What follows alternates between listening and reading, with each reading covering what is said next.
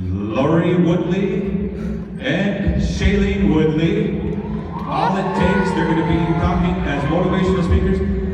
Let's give them a big round of applause.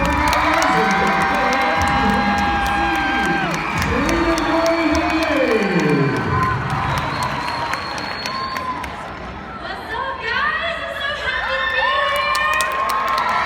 She's so cute. Okay, I just have to say, I have been to a lot of places in my life. I'm pretty lucky that way.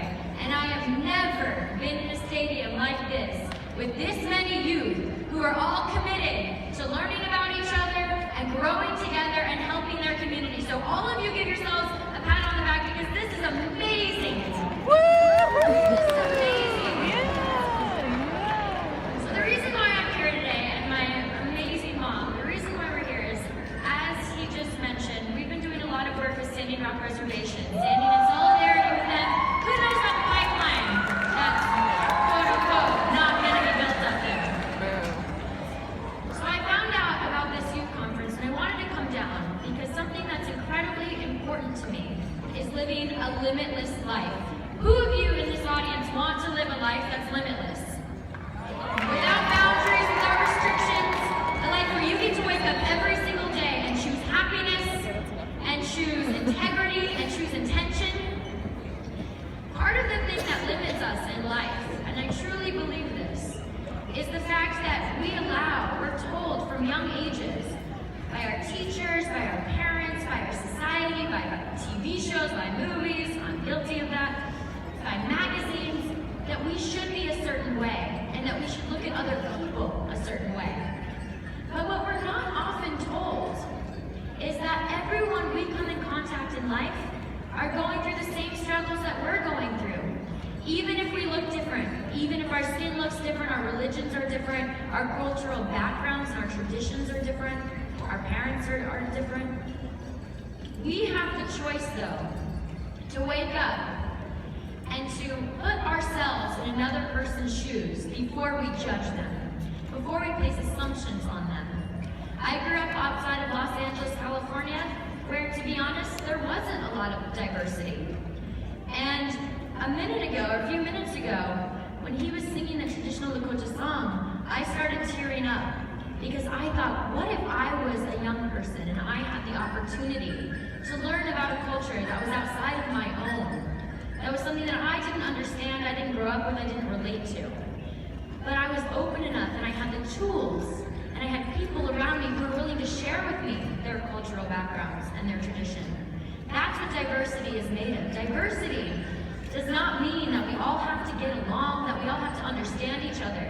But diversity means that we all get to accept each other. And now we all get to love each other, even if we don't understand one another. Yeah. So I'm gonna pass the mic to my mom in a minute because we're gonna play some games and get to know each other a little bit better. But one thing that I hope that you guys can hold in your hearts for this moment today, because this is a really special moment, and yes, there's gonna be dancing and music and games and it's fun, we get to skip school. But bigger than that is the memory of today that's gonna stay with us forever.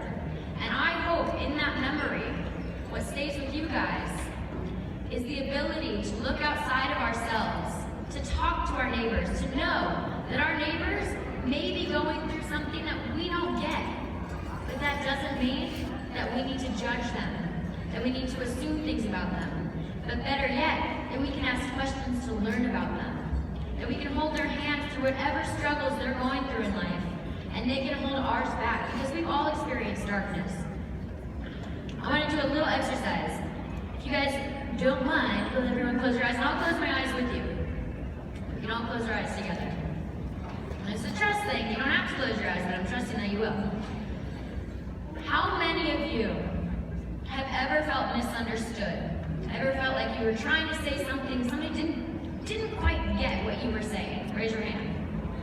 It's definitely happened to me.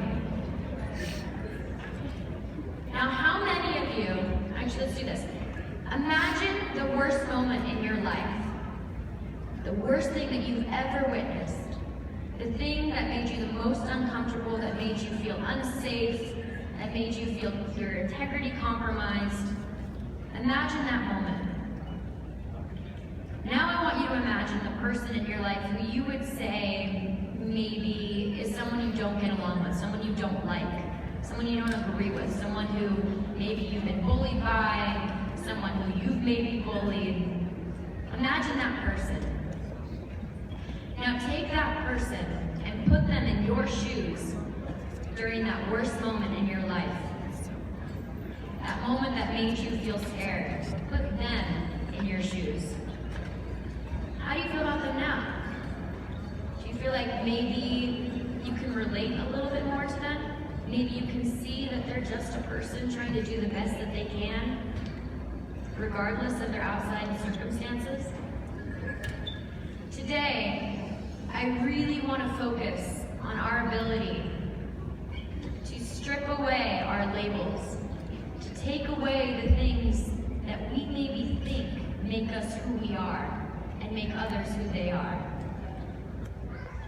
And really take the time to learn about someone and to get to know them. Because there's a saying that I know a lot of us here in this room know. Don't judge someone until you've walked a mile in their box. We all have the ability to do that. So let's have some fun, and while we have fun, let's remember that we're all in this together, and all it takes is finding the compassion and the love and the ability to set the intention to get to know one another, even if we don't understand one another.